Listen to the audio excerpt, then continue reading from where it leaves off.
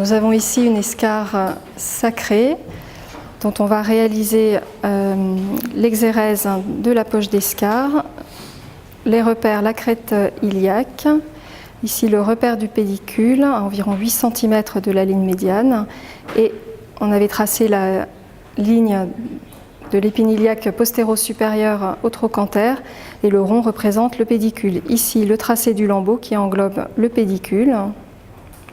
Excision de la poche d'escarre. Donc on enlève,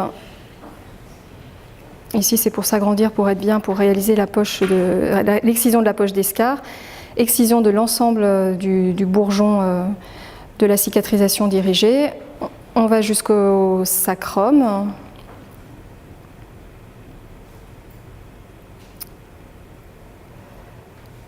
Donc, excision d'une lamelle osseuse au ciseau à frapper droit. Un des prélèvements permettra de faire une étude bactériologique. Ici, le prélèvement du lambeau musculo-cutané de grand fessier en VY, incision jusqu'au plan musculaire, donc au bistouri électrique. Vous voyez qu'on va jusqu'à l'aponévrose qui est incisée. On voit les fibres musculaires qui sont partiellement incisées à l'extrémité proximale. Ici, on incise sur la partie supérieure du muscle. Et là, ce dont je vous parlais, il faut libérer le grand fessier en désinsertion sacrée. Ça, c'est vraiment très important. C'est ce qui permet de faire avancer le lambeau.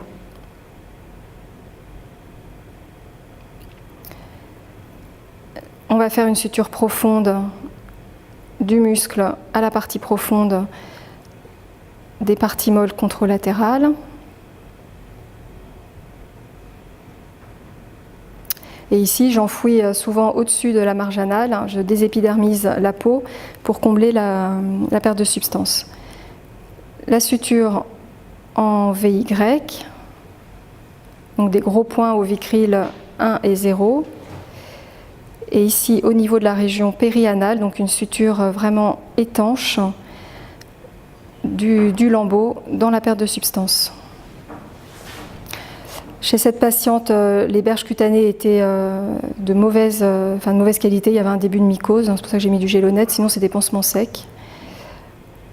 Et la confection du pansement, les redons vont rester en place à peu près 1 semaine et l'antibiothérapie 10 jours. Elle sera adaptée au prélèvement bactériologique.